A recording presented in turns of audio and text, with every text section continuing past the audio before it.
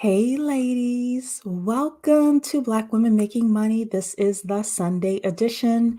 Usually, I come on Sunday and I talk with you ladies about some sort of motivational, give you some sort of motivation.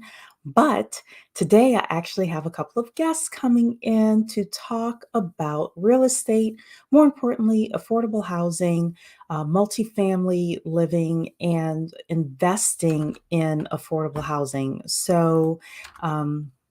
I'm super excited for tonight's session. Don't forget to give us a thumbs up as you are coming in. And ladies, we are on the path to 1,000 subscribers. We're less than 20 subscribers away to 1,000. The reason I want to get to 1,000 subscribers is because it unlocks monetization. So I can get a little $15 check from YouTube.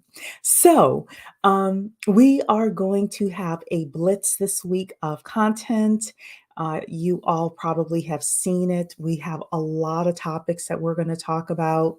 And I'm going to ask you always to like the video, always to share the live stream, tell a girlfriend or two who we are, what we're doing, because we definitely want to grow our community. Tomorrow night, we're going to talk again about dark mode because a lot of you are still doing dark mode. So we're going to talk about if your dark mode isn't working, why is it not working? We are also going to talk about the Fed. Jerome Powell and the Fed have basically admitted that they are okay with unemployment getting to 7 to 10%. That's most likely going to happen. So we're going to have that topic this week.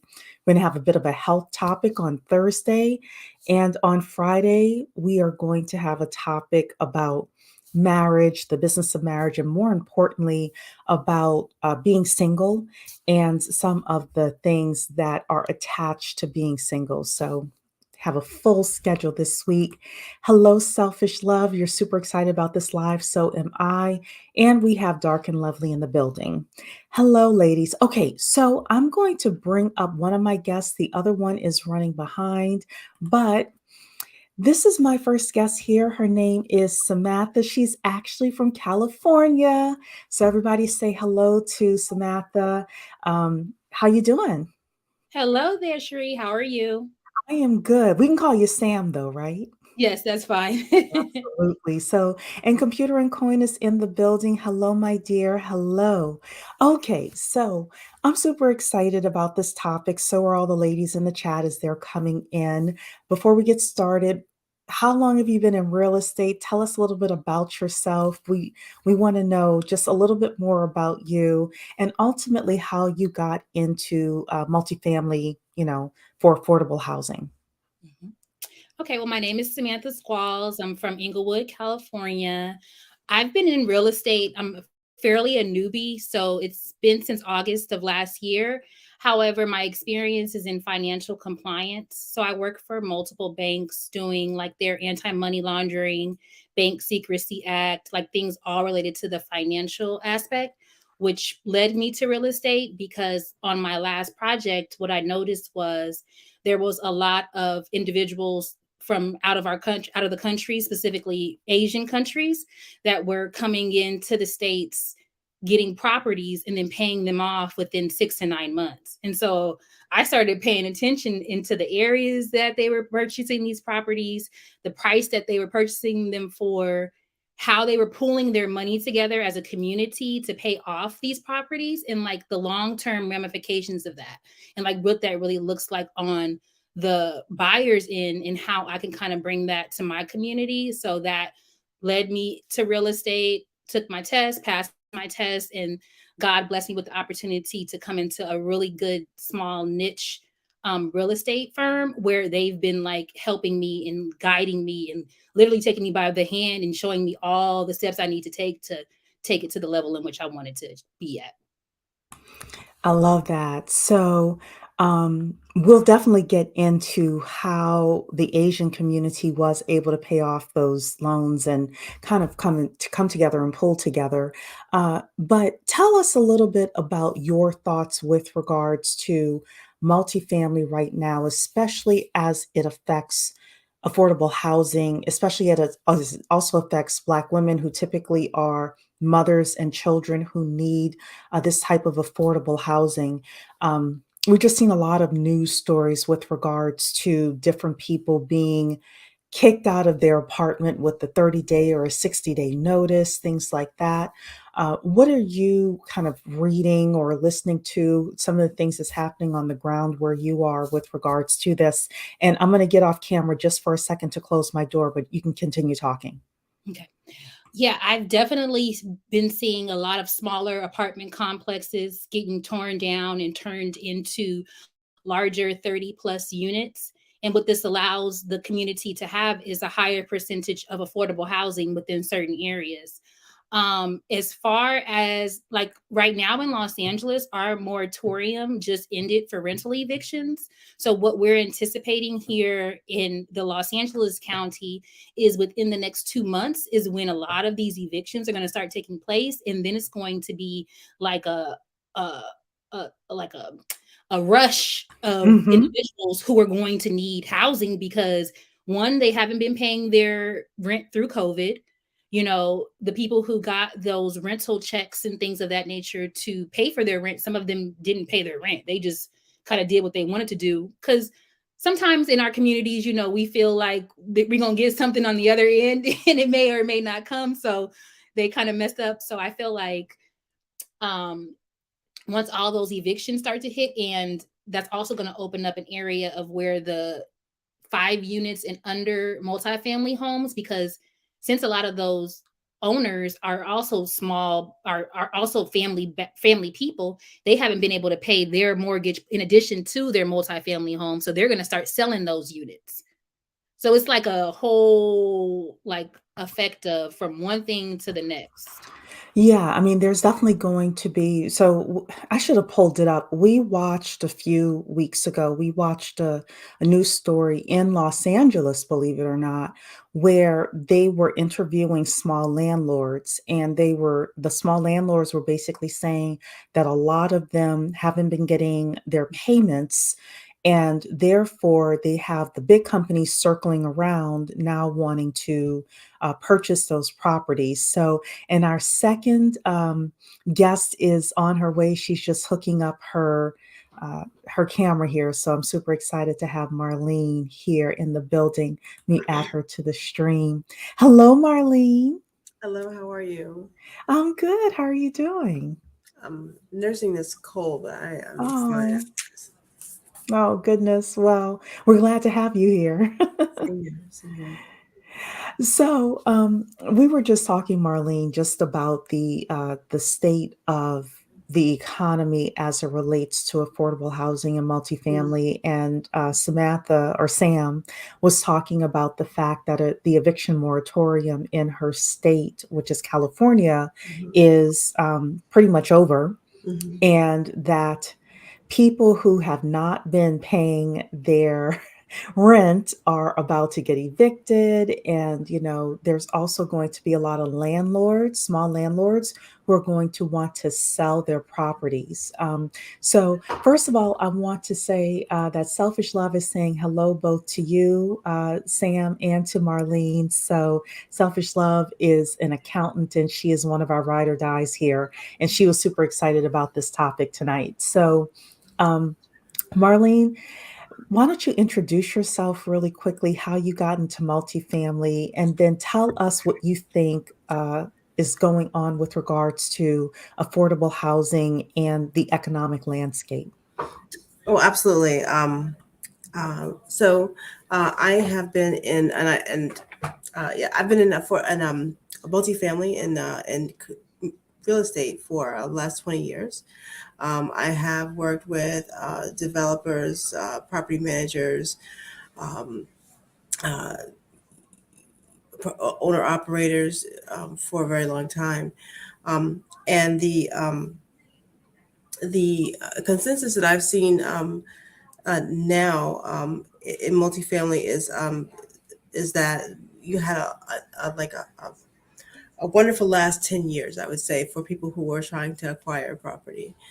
Um, and in that acquisition, you had something very similar to what we saw prior to the housing crisis in 2008, where you had a lot of adjustable rate mortgages that that were kind of kept at a low, a lower interest rate. So a lot of people who are acquiring properties were able to acquire them with low, very, very low interest rates. And what's happening now is that that the Fed rates are going up, is that all of those lower mortgage rates are now getting much higher, and this changing the scope is making it much harder for people for newer acquisitions, and it's also making it much more difficult for those who have adjustable rates that didn't have rate caps. And even if they do, they only last, they're very limited, right? So so the landscape is changing. I absolutely agree with Samantha on the that a lot of the moratoriums are over. We had the same thing in the DMV that ended quite a long time ago for us, probably right while some people were still in the shutdown. We had our Yeah. moratoriums ending over here, and but landlords didn't rush to evict people, at least on this side. But now I think a lot of and that's partially because the courts were all backed up. Nobody could really, even if you wanted to rush and evict somebody, you had to wait anyway. Um, so now we have a lot of people who are now going up for eviction, and a lot of those checks are stopping, the people who are getting subsidized due to the uh,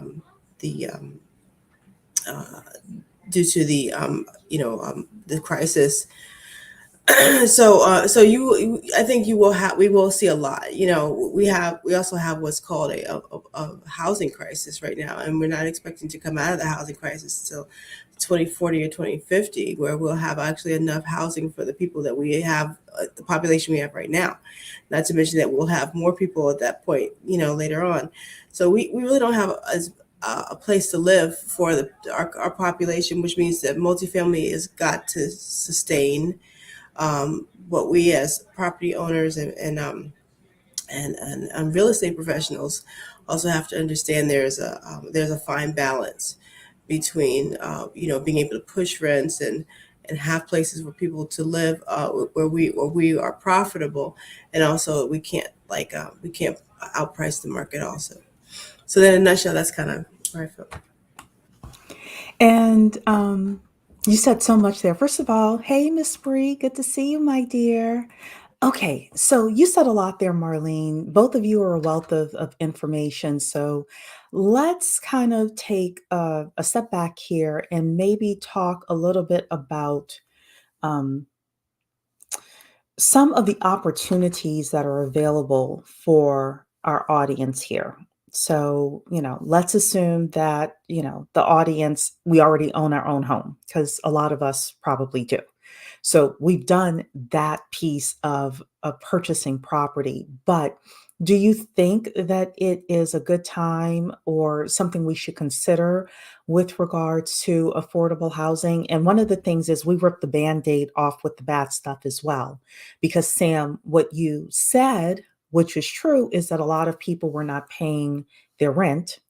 Now, some people were laid off, but they had plenty of time to find another job, because there are help wanted signs all over the place. So, I'm a little ruthless as well. And I think that the women in our audience should consider being that as well. So, let's not sugarcoat it here.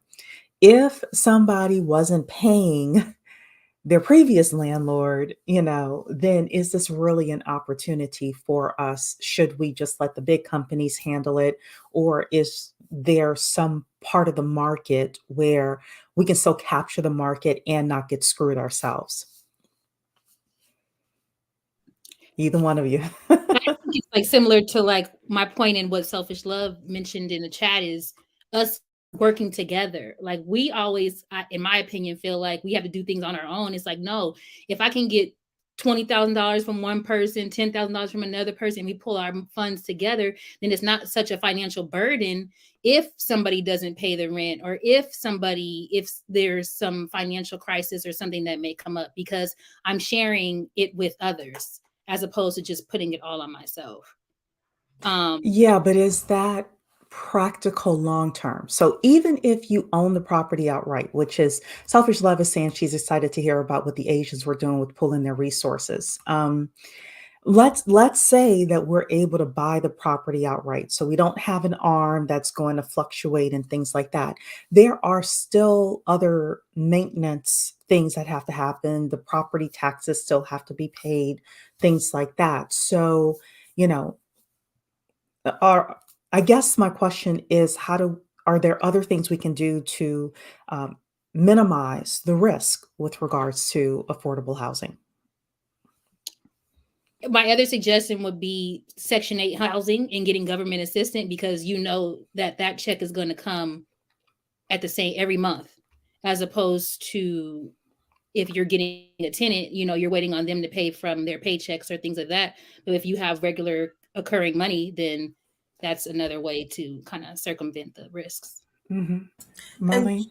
Cherie, were you referring to the risk of the owner operator or the risk as far as the tenants? What, I'm talking about the owner operator. So, if you have a 5 unit building and two of the tenants aren't paying rent, Mhm. that's not good. Even one of the tenants not paying rent. So, um, Section 8 is interesting. We're going to put a pin in that. I want Marlene to answer the question, and then I wanted to follow up with a question as well. So for me, it all depends on your criteria that you use when you're screening your tenants, because that's really the crux of it all. So I remember working with some Section 8 housing where it was just pristine. You didn't have any vandalism, you didn't have any crime, you didn't have any major problems in one particular company. And just to and I remember also working with another company where they had some major crime problems, vandalism problems, delinquency problems, and it all came down to the criteria that they used at the very beginning. You know, the the and it's for some reason, I guess we, as operators and owners, think that we have to allow people who are not who don't have a good track record Mhm. in the that equates somehow to affordable housing. Um, you know, um, and I'm not of that opinion. I think that if you have someone you can find good tenants. I think you can find people who pay their rent regularly, and who just don't make a lot of money, but they are good. They're good tenants. They pay their rent, and they have a solid job, or they Mhm. have a solid skill set that would allow them to get steady work, but they just may not have the income that reaches higher than the area median income. So I think that looking at the person a little bit stricter on the front end may help Mhm. with that for owner operators for sure. Yeah. Yeah, because when I think affordable housing these days, there was an article that came out that said that in order to purchase a median price house now across most of America, people have to make $100,000. So, we have gone from affordable housing being, yeah, Section 8, in my opinion, to affordable housing really being for either the working poor or middle class people that may have some extenuating circumstances as to why they're not able. Well, $100,000, let's be real, is upper middle class in a lot of areas, a lot of areas across the country. So that was what I was thinking with regards to maybe we shift our focus as well with regards to what affordable housing really means in some of the areas that we're looking to purchase in. I'll throw that out to the both of you and see what you think. Well, I think you're absolutely right, Cherie, and I want to give Samantha an opportunity to speak as well. But what I've been seeing is the terms have also changed. So there's a term now, workforce housing. Yeah, you're about to say the same thing. Yeah, workforce housing. I've been hearing that, um, that kind of gets construed as affordable housing, which it kind of is. But all it really means is that it is the pricing of the properties is commensurate with the incomes that also are in the region. Whereas affordable housing is mandated by law that your rents can only reach a certain amount, a limit, and it's based on the area's median income. And in order to keep your affordable status, whether it's tax credit or Section 8, you have to keep the rents at a certain rate. And you also have to certify that these people are not lying about their and have not had life changes, that have, that are contrary to what they're declaring on their paperwork. So it's a much better, and so for the owner operator that says, yes, I'm going to have affordable, workforce housing is affordable, that could change the next year. That could change. There's nothing keeping that owner operator to keeping those things except for their, Scout's honor. There's not much else. You know what I mean?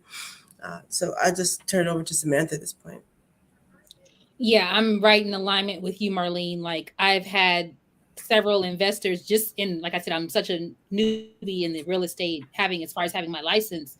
But in the matter of the last 8 months, I've had investors switch over from affordable housing to workforce housing. So I'm like, okay, well, how does this, is there a percentage on this? What does it look like? But workforce housing, there's more leniency as far as who can move in, the application process, like the percentages as far as like Marlene was saying. And so it's like a different, it's another way for them to say that they're housing people who don't have any money, but still housing everyone, especially in Los Angeles, because the rents are so expensive.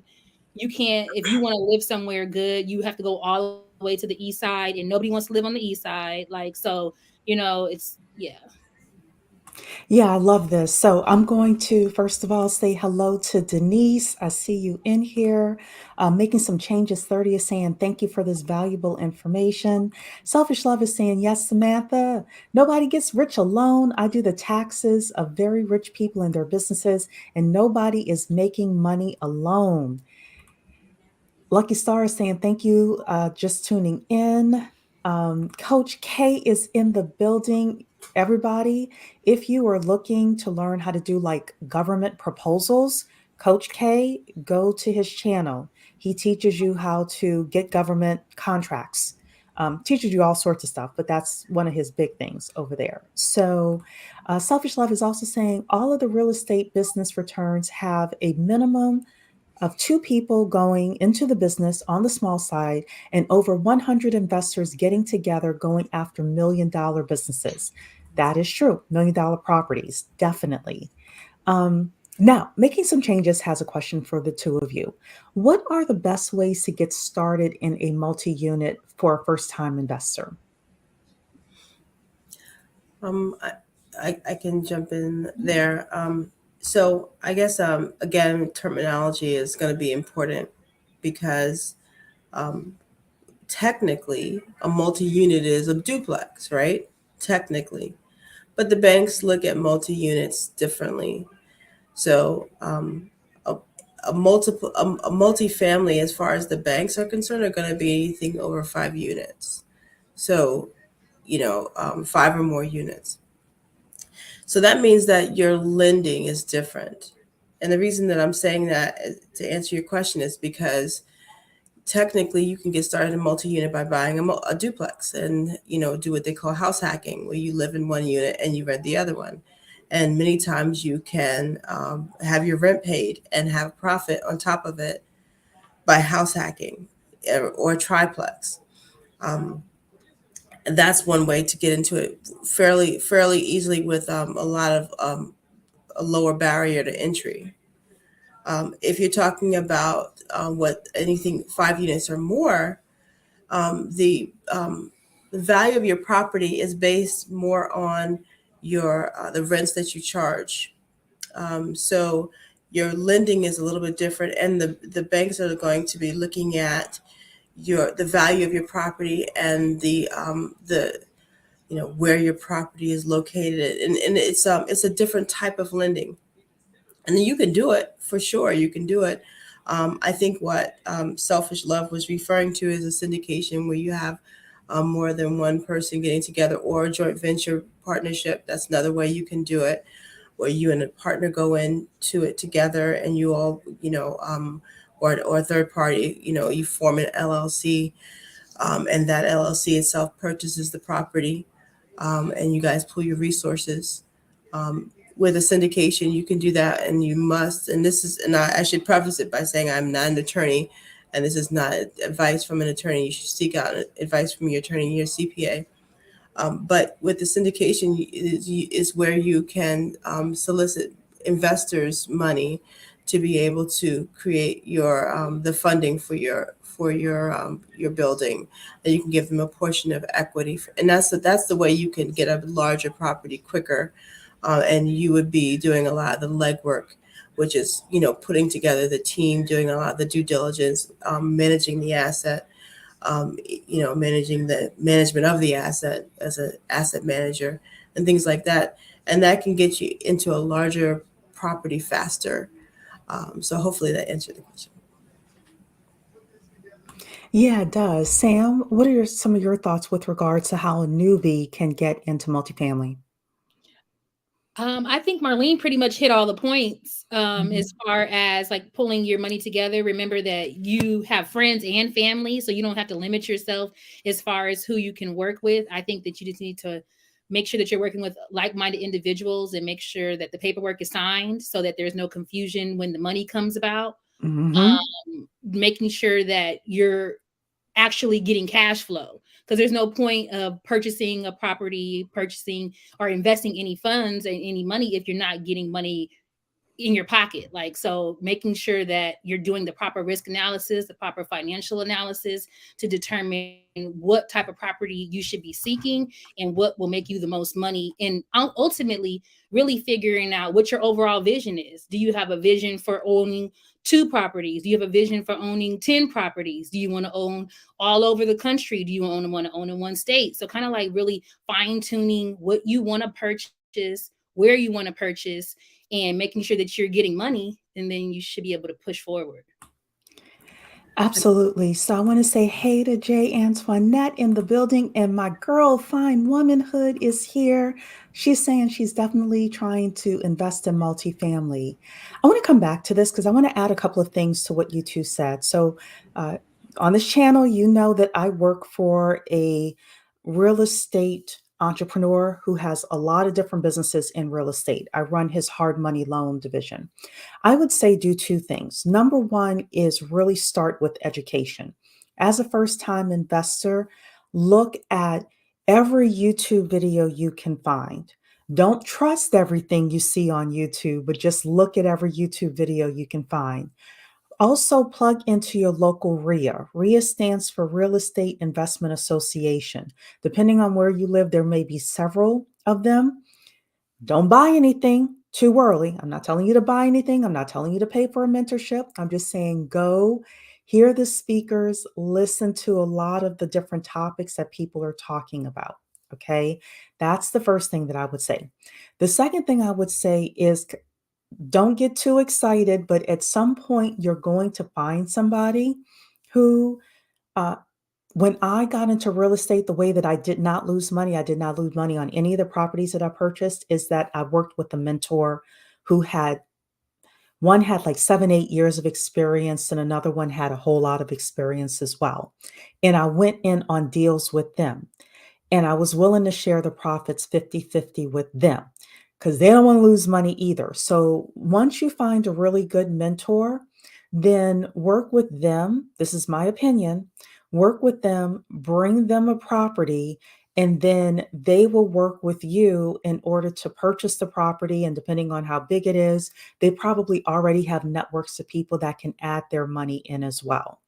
The final thing that I will say is there's a lot of money out there, a lot. Trust me, a lot of money. Um, at those RIAs, you also want to network with people for money as well.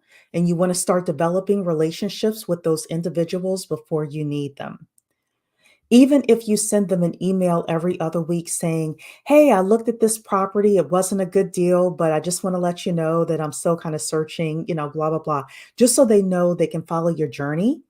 Either that, or you can put it on social media and people can follow your journey. And that way, when something comes up, you're not contacting them for the first time and they've never heard of you. They don't know who you are, et cetera, et cetera.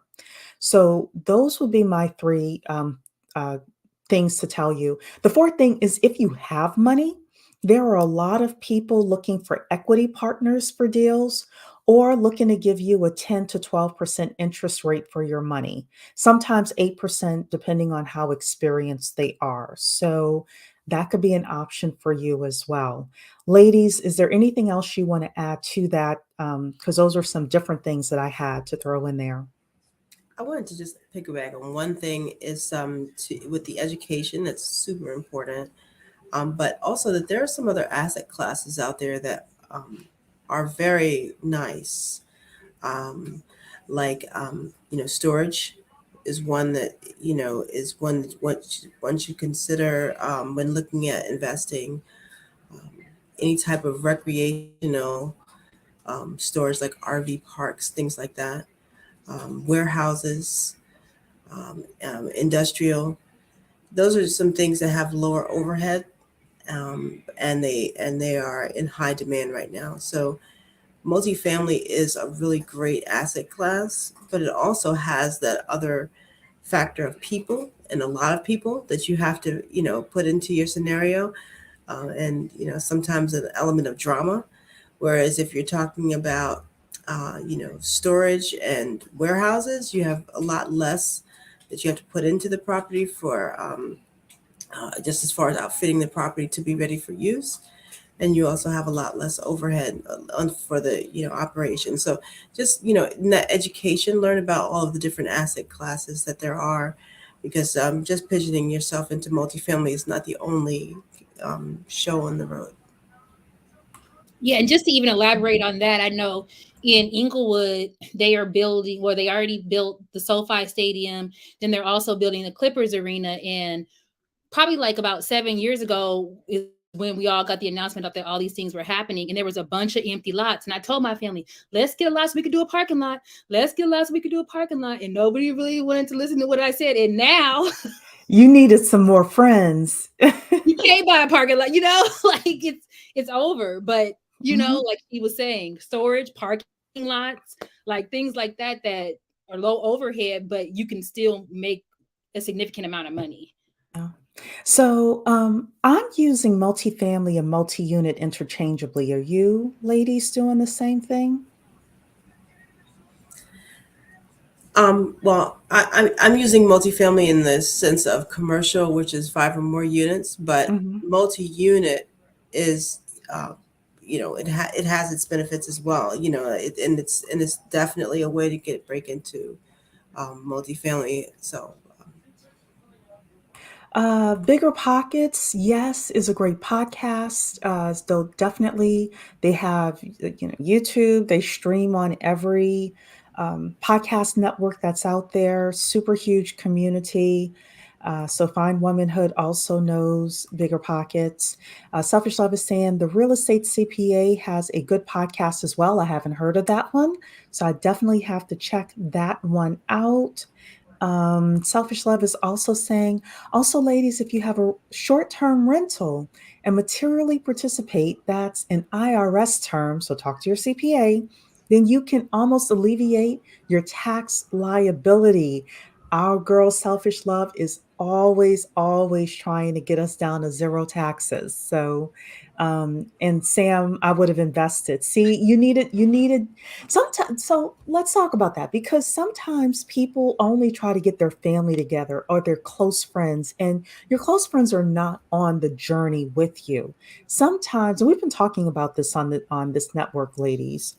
We've been talking about expanding to multicultural networks of upper middle class individuals. Um, talk to us a little bit about that as well, because I think it's important for us to not limit ourselves with regards to where we're getting the money and how we're pooling our money together. And Sam, before you answer, I know you mentioned Black people coming together, but I also feel like, hey, if I can get in with Asian people or if I can get in with Latinos right now, we kind of have, we want to come together, but if we can't, then what, is one of the other things that I say as well. Like I want to get together with like-minded people before we lose these opportunities. I know I said a lot there, but go ahead. Sam, yeah. Yes. Well, my strategy is just to take the information and then to bring it to my people. So my mentor that I have at my real estate group, he's been in the industry in commercial real estate specifically for 40 years. Mm. But when I tell you he breaks every single aspect of real estate down to me, things that I know I wouldn't know, but I ask a lot of questions too because I want to know the information. So I'm not just sitting silent when he's making phone calls. After he makes phone calls, well, why'd you ask that? Why'd you ask this? Well, what kind of information are you getting?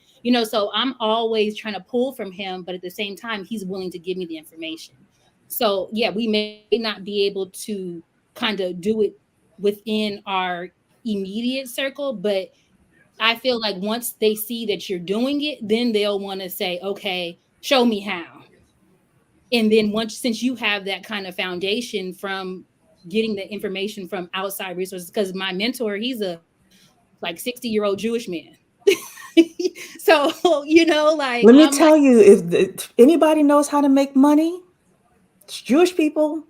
yeah. So So I'm like, take me to all your meetings, introduce me, and then in one of the things that made me feel good about my relationship with him is that he told me he's not my mentor, he's my partner. So he doesn't even see me as somebody beneath him. He sees me as somebody that he wants to teach because he knows how hungry I am.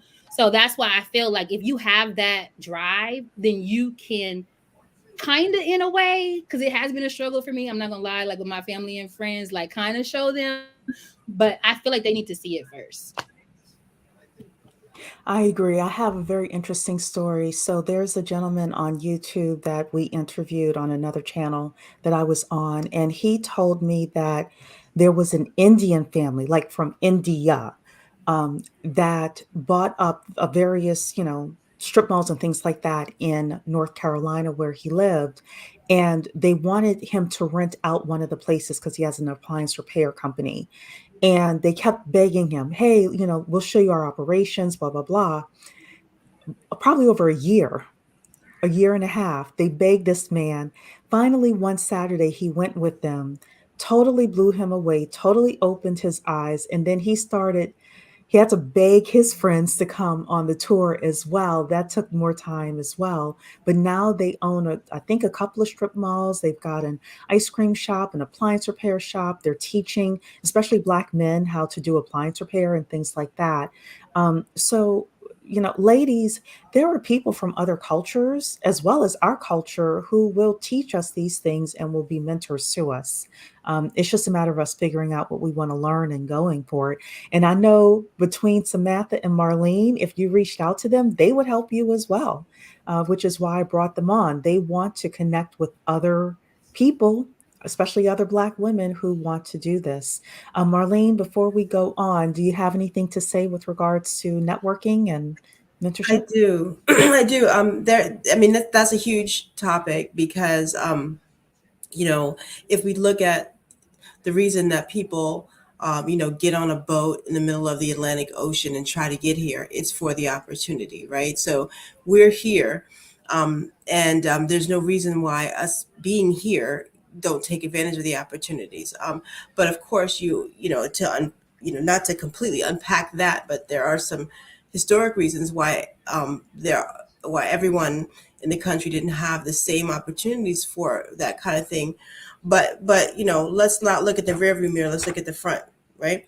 So if we're looking right now, a lot of it is not understanding and not knowing that these opportunities exist. I mean, you're talking about friends and family. I mean, I posted on Facebook when I was changing my career instead of working for developers and owner operators to having my own firm. And I got like crickets from some of my family. And, like a couple, year later, my brother's like, hey, what are you doing again now? I'm like, dude, you're my brother. You should know, you know what I'm doing. And he's like, oh, wow, that's really great. I can get that much return on my money. I'm like, so if you run after your family sometimes and your close friends, they don't see you in the same light. They see you as the friend that goes out to coffee and has fun with and all that stuff.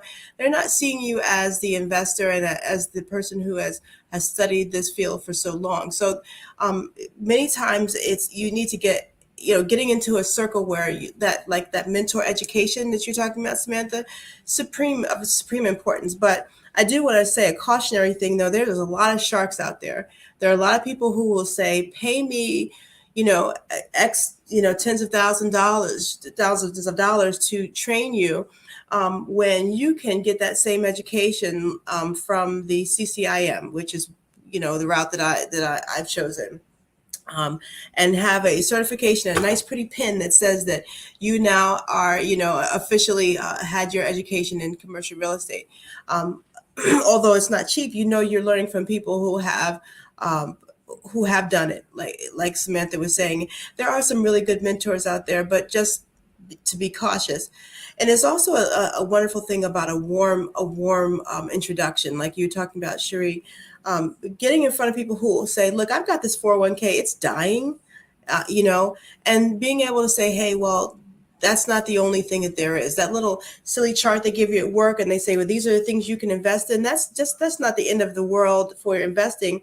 But most people don't know about that. You can take that money, put it into a self-directed IRA from your previous position, and now you can invest that money into a real estate project that, where you can have other benefits. So it's just really knowing, and like you said, Cherie, going on YouTube and looking at those videos. There are so many videos that just give you just teach you about the lingo. Like, what are these people talking about with these cap rates, and what do cap rates really mean? What does the NOI mean? And I see Black women making money. Look into that's me. IRAs. Oh, yes. Okay, it's very, very important because that's how you can be in control of your investment. So there are so many avenues to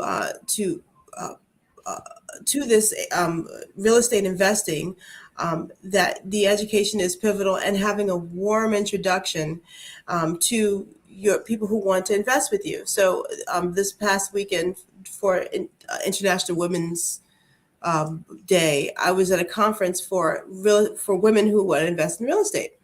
And it was a phenomenal conference because every woman there either had the money to invest in real estate or had a project that she wanted someone to invest in. So it was a complete meeting of the minds. I didn't have to kind of say, well, this is my project, this is what I'm doing.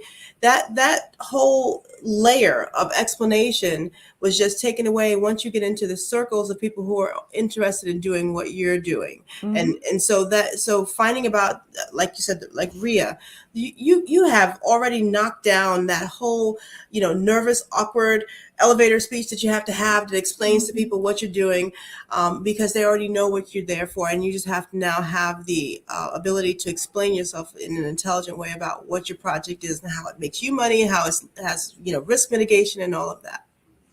Yeah, absolutely. So, Sam, Selfish Love is asked. She wants to know how the Asian community works together. She's saying here we could literally start our own Susu fund and build together. I'm going to hand it off to you. How did they do it? How could we do it? And I know that Marlene has some information about that as well. So working in financial compliance, I was in the back end. So I was monitoring all customer accounts, and these accounts would flag because of the fact that they had a mortgage that opened up in the same bank. So they would have a mortgage that opened up at the same bank within, I think it was like a 6 to 9 month period was when it would flag, like in the back end of the system. So they had a mortgage that opened up 6 to 9 months ago. And then you see this influx of like maybe between 5 to 8 different counterparties that would put money into one specific account. Then you will follow and watch the money lead out into the mortgage account, and then the mortgage is paid off. So I don't know, necessarily what they were communicating with or what they were saying with each other. All I know is that they had a specific project. They picked a specific location. And once again, it wasn't in in my opinion, your traditional like metropolitan areas, it was one-off. So in the middle of Washington somewhere, in the middle of Ohio somewhere, in the middle of Kansas somewhere, like where. So they probably got a really good deal on the price. They probably were able to put 20% down and get a loan on the rest of it, it sounds like. And then once they own the property, they probably told their family, friends, network, hey, look, we own this property. Let's say it's $1 million on the loan. It seems like they probably told, 10 people, hey, if you put 100 grand in, we'll split this with you. To me, that seems pretty, and it's great because you're already able to capture, you already have you already own the property, so you don't have to worry about someone taking it from under you because you already own the property. And then, a lot of people probably felt it was already stable as well. So yeah, that makes Yeah. sense to me. That's pretty easy. And another thing about it was those same individuals had bank accounts within the same bank. So Hmm. it's also like a banking thing too, because the Hmm. bank monitor the accounts so much that if you're constantly moving money into one account and you're not related to Hmm. that account, or you don't have your bank account at that account, they may put a hold to the account. But since they were moving money within the same bank and all pulling it into one account and then paying off a mortgage, which was also within the same bank, it just went through. Was this a Chinese bank? Yep. I figured that. Okay, so my funny Chinese bank story. There was mo- everyone on this channel knows, and Marlene knows as well. I used to be a business plan writer.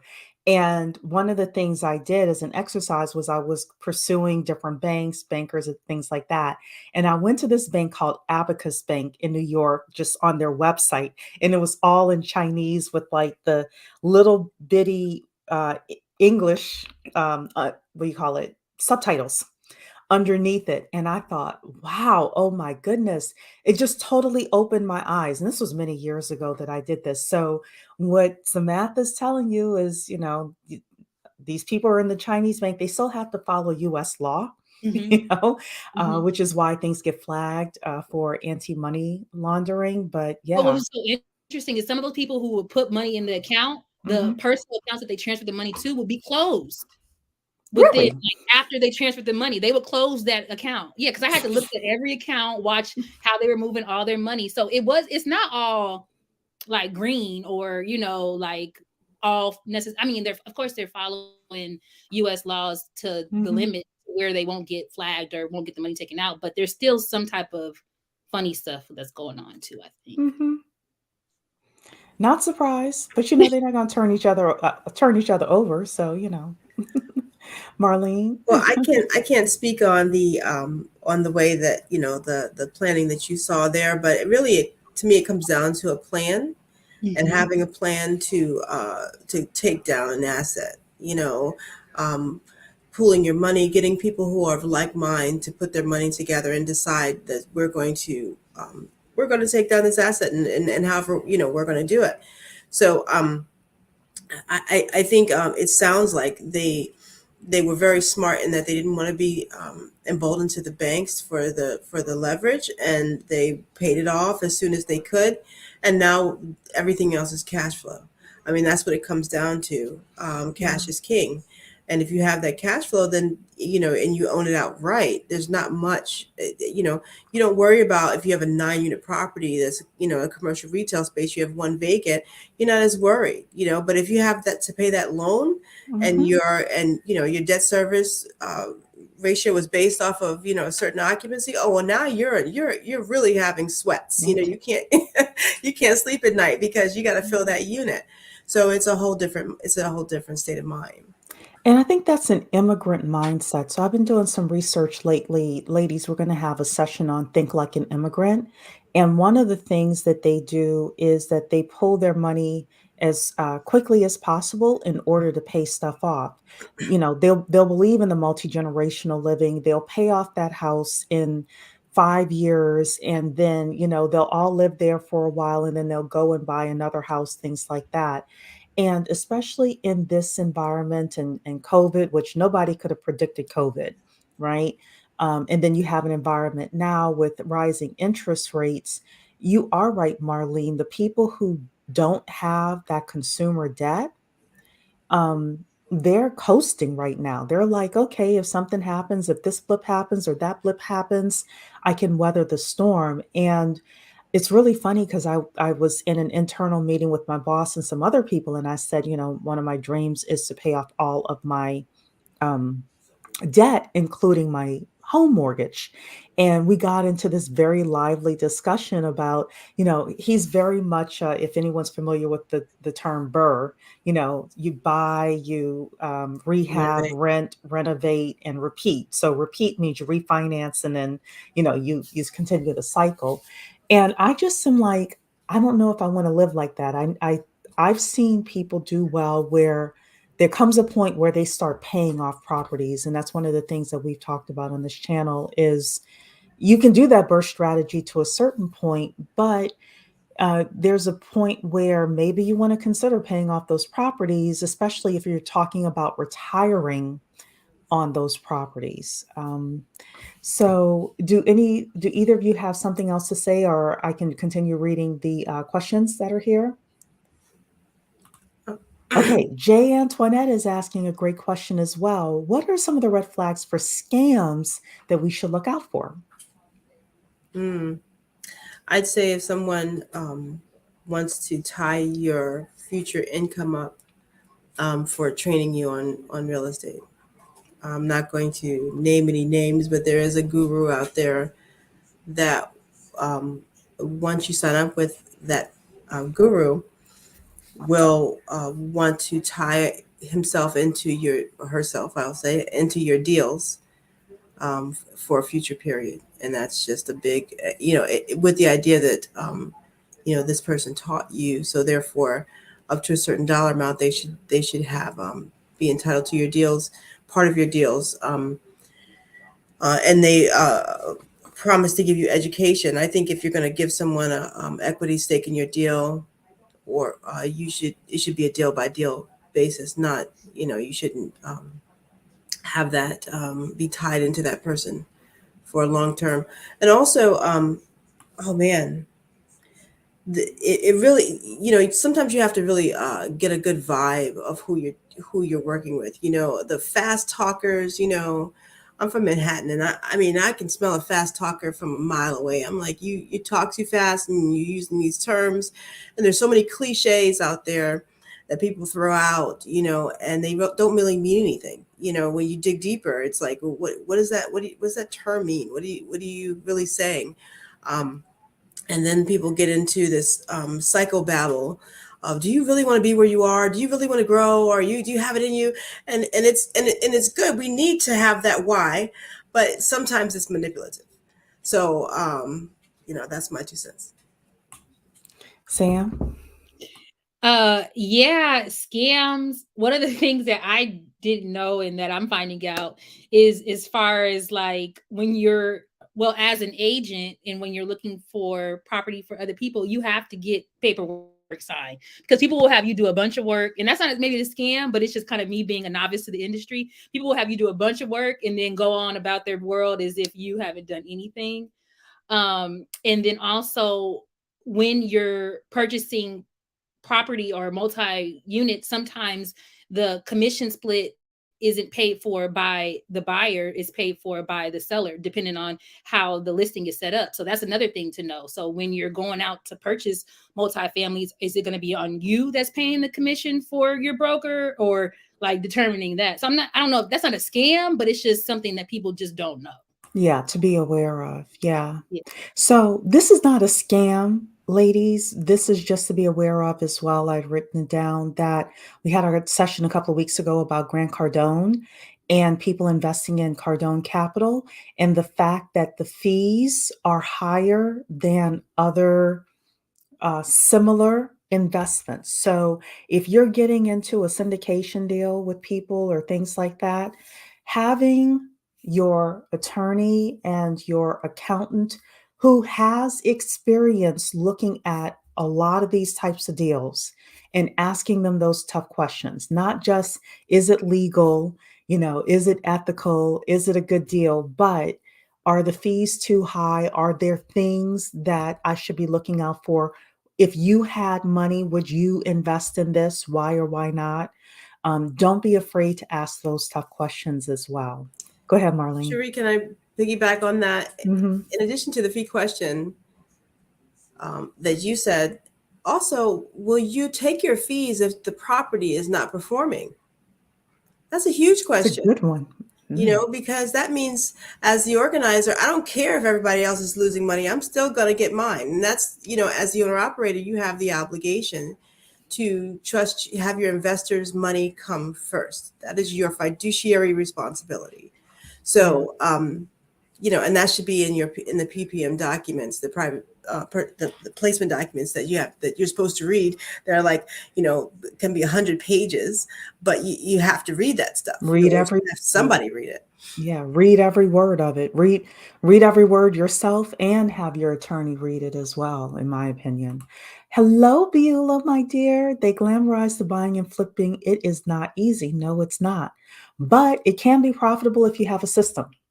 I will say that as somebody who has done it and as somebody who works with the real estate entrepreneur and he has another business that does that. And it can be very profitable. Right now, I will tell you that there are a lot of properties that are going into foreclosure with 2 to 3% interest rates on the mortgage. If you don't know what a subject to deal is, study subject to. That's all I'm going to say for this topic.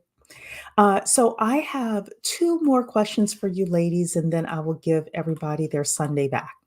The first is outside of investing in multifamily, we had talked earlier about the fact that people are going to be evicted, foreclosures are coming. They're actually expecting a lot of foreclosures over the next couple of years. Um, I believe there are other opportunities outside of just investing in multifamily or investing in real estate. So, for example, things like trash hauling, property preservation, being a handyman or handy woman, home repair, painting, things like that as people are moving, et cetera, and even trying to help people save their homes and all sorts of stuff. What are some of your thoughts about some of the ladies kind of looking into some of these avenues as well? Because there are going to be a lot of people in need. Well, I think one of the areas I've been keeping my eye on a lot is a lot of fintech and the prop tech, which are property technology companies, um, and there's a couple of them out there that are really really good. Um, there's um, there's one gentleman out of New York, very young African American gentleman who created a software system. It's called Know Your Landlord, and it basically is a way for um, tenants to rate their stay at their property that feeds into Google and Yelp and all that, and creates a rating system.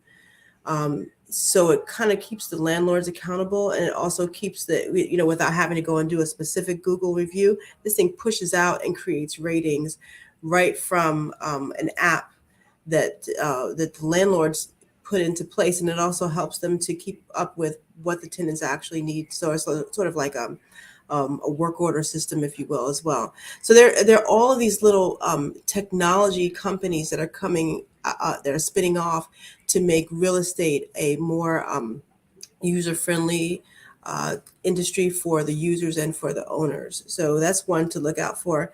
I am not advocating or cautioning against, but there is the technology of tokenizing real estate as well. I'll just put it out there. I'm not for or against, but that is something that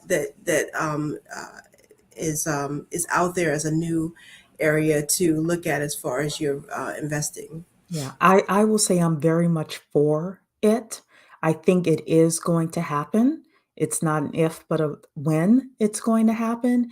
And there are already a lot of bigger companies that are doing it with bigger properties.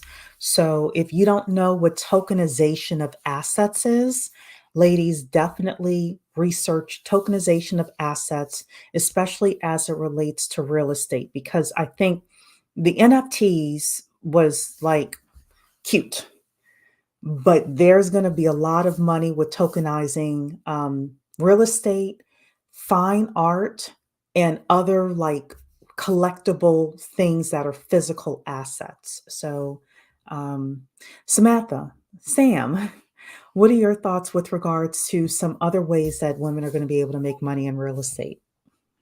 I think definitely with the evictions, the hauling and cleaning is going to be huge. I know that partnering up and getting contracts with your city or with your county and getting some government contracts is a good way to go, because they have to go through the courts to evict people, so they'll kind of have the plug on all that information. Um, and I know that specifically in Los Angeles County, that they're able to connect you also with like the homeless centers to help with, like, as you're like hauling stuff out, like you can also potentially donate stuff there, or if there's people that are about to be rehoused, you can take some of the stuff and help them to furnish their places. So it's kind of like you're getting money, but then you're also kind of helping the community. I'm not too savvy as far as like real estate tech and stuff. So I don't know in many opportunities there. And then yeah, I would just say like the hauling and the cleaning would be really big right now with the evictions. Yeah. I'm glad you mentioned the government contracting as well, because ladies, if you're going to get involved in government contracting, get your woman and minority owned certifications, because depending on the jurisdiction you're in, I can't talk right now. Depending on the jurisdiction you're in, and most jurisdictions have this, the people get points for having you on their real estate teams. So they are going to be looking for you. Hey, Victoria. Victoria is the credit solutionist, everybody, saying she's going to check the replay. Um, okay, so there's definitely going to be a lot of opportunity. Even ladies, there's something called a bird dog as well. A bird dog is just somebody who scouts for properties. And when you find a property that an investor would be interested in, they'll give you a referral fee if they close on the property. So there's just a lot of different ways that you're going to be able to make money from this. And you're able to do it part time. You're able to do it from your home if you have your kids and things like that, all the way up to full-time work that you're able to do, as we had talked about with some of the other opportunities. So the final thing that I had actually is a comment more than a question for the two of you. So there is a woman named Beverly Burgess. She's in Florida, and she is called the Grant Guru. And she came and did a class for, if people are familiar with the 10K project, which I was a part of, she did a class for the 10K project around getting grants for affordable housing projects. So if you want to be a developer and you want to get grants in order to build affordable housing projects, HUD has tens or hundreds of millions of dollars, probably billions of dollars of grants that they give out every year for people who want to provide affordable housing. And that can be anything from small projects all the way up to super big ones. So the best way to get access to that, I don't make any money from this anymore, but it's an option for you. It's the10kproject.com. And if you email them info at the10kproject.com, tell Tawana I sent you. She's in charge now, and she can get you connected with that class. So I think it's $300 to get the replay, and then you're also able to be a part of the mentorship that they have as well. So that as you're navigating, trying to get these grants, Beverly comes in and she mentors you as well. So Beulah is saying here, becoming a certified federal contractor requires a cage code as well. This process takes 6 to 12 months. You're absolutely right. What I was suggesting is you sign up with your county and your state, more so than federal. Yeah, because typically you're going to get these types of housing contracts from the county. So I don't know how long it takes. It depend on your county, how long it takes for the paperwork to go through, but it probably takes a lot less time, Beulah, for that. So, but yeah, Beulah's absolutely right. You do need to register with sam.gov. Yes, you're right. Um, Also, Victoria saying here that tax credit program, LIHTC, is something multiple sites are going for now. I have to check that out. So, the website one more time. Oh, I'm going to put it in the chat then for you ladies. It's the10kproject.com. So let me put it in here now for you. And it's not on that particular program is not on the website itself. But if you go to the contact page and let Tawana know that I sent you, say that Cherie said that there's an affordable housing grant program and I want to take it. How do I do it? She'll send you the instructions. Send you the instructions. I felt it was very valuable. I took the class. You'll actually see me co-hosting the class and asking Beverly all the good questions. And I feel it's worth it if it's something that you really want to do. And you can also make a living writing grant proposals for developers, and your fee could be your equity in the deal. So, be creative. Cherie, I wanted Ladies. to add to that. Mhm. If as far as education, Novogradic has a lot of courses on Section 8, on low income tax credit housing. A lot of the courses are like $100, $200. They're very affordable, and they allow you to have the replays up to a certain, I think maybe about a year. You can watch the replays. They also talk about bond financing. They talk about anything having to do with affordable housing, and it's a fantastic resource. So it's Novogradic. I can put that Is in the it chat. NOVA? Yeah, it's NOVA. Braddock. Okay. Yeah, I'll try and put it in the chat here. It's actually a law firm, um, and it's NOVO actually. And I'm gonna grab it and put it in the chat. And you can go on. They have quite a few courses here that you can go and take. I'm not even sure how to do this chat, but if you can, sure, if you can do it for me, because I don't see an opening on the chat here. It's NOVOGRADAC, Novograd, and the website is novoco.com, NOVOCO.com. Yeah, I found it.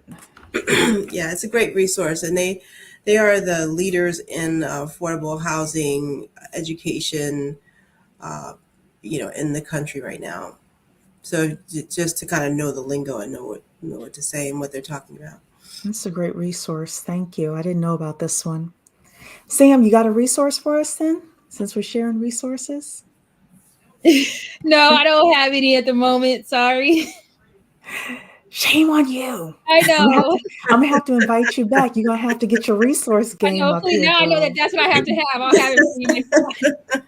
Hello, Rana, my love. Hello, hello.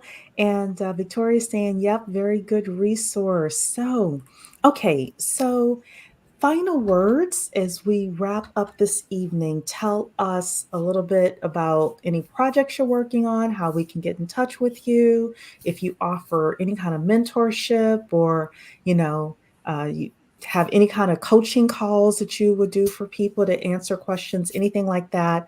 Marlene, I'll let you go first. Okay. I do not have a coaching call that I do, but I am involved in quite a few organizations where we openly share information. I'm involved in Women in Real Estate. As a matter of fact, I'm the chapter leader for the DC area Women in Real Estate chapter.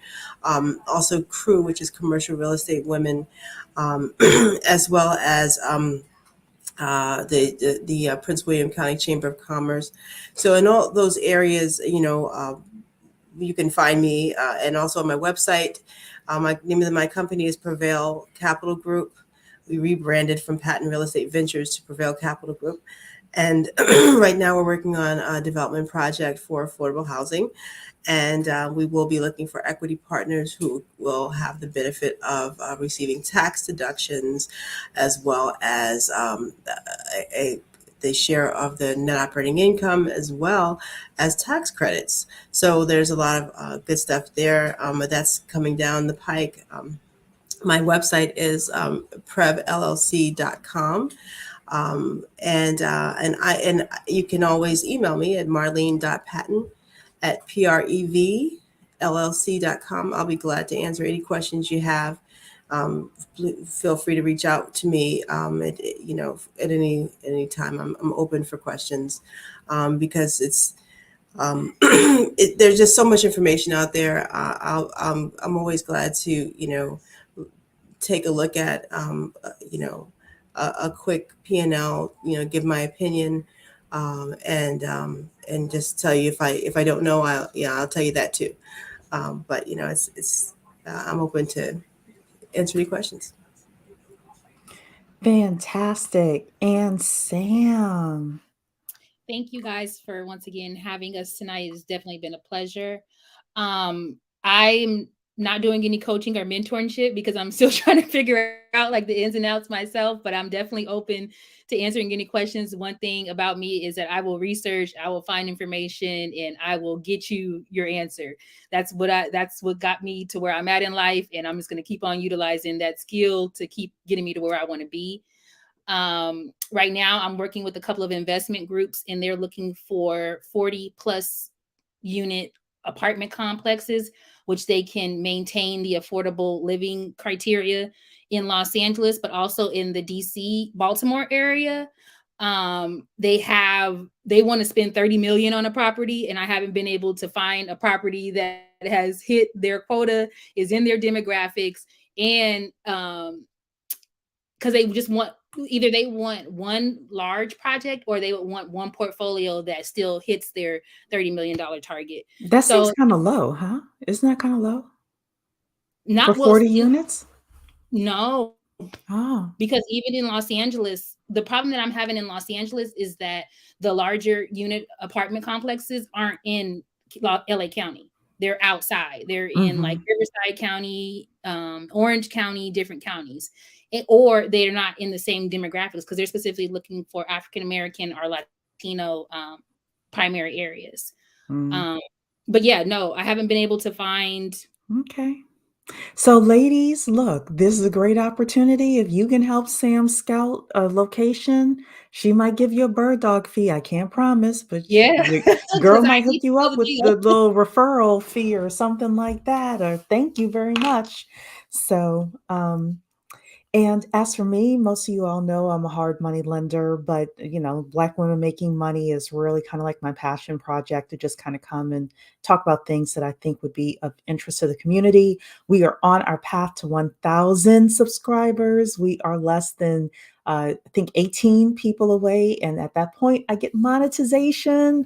So this week, I'm going live all week in order to run up the numbers. So if you would share the live stream, like the video on your way out. Sam, Marlene was sick, ladies, and she still came and Thank you. she did Thank you it for saying that for because I us. normally don't look like this. I have like the flu or something, and I'm like looking in this camera like, okay, Sherry, I love you, girl. So I'm gonna I'm gonna push. I know you love me because you're like, I'm gonna stick it out for her, and we are so appreciative of you. But both of these ladies are absolutely phenomenal. I feel very comfortable saying definitely contact them, ask your questions, and when you get comfortable, get in the game in some sort of way because real estate is there's about to be a lot of money made in real estate, a lot.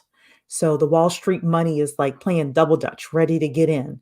And that means that we can get into and we can make something happen. So Fine Womanhood is saying, yes, love it. And Jay Antoinette is saying, thank you for all your time, ladies. Very much appreciated. Dark and Lovely is saying, thank you for your generosity and knowledge. We're going to give everybody your Sunday back officially, ladies. I hope you have a great week and I will see you tomorrow night. All right. Thank Thank you. Thank you. you so much. Have Bye-bye. a great evening. Good night.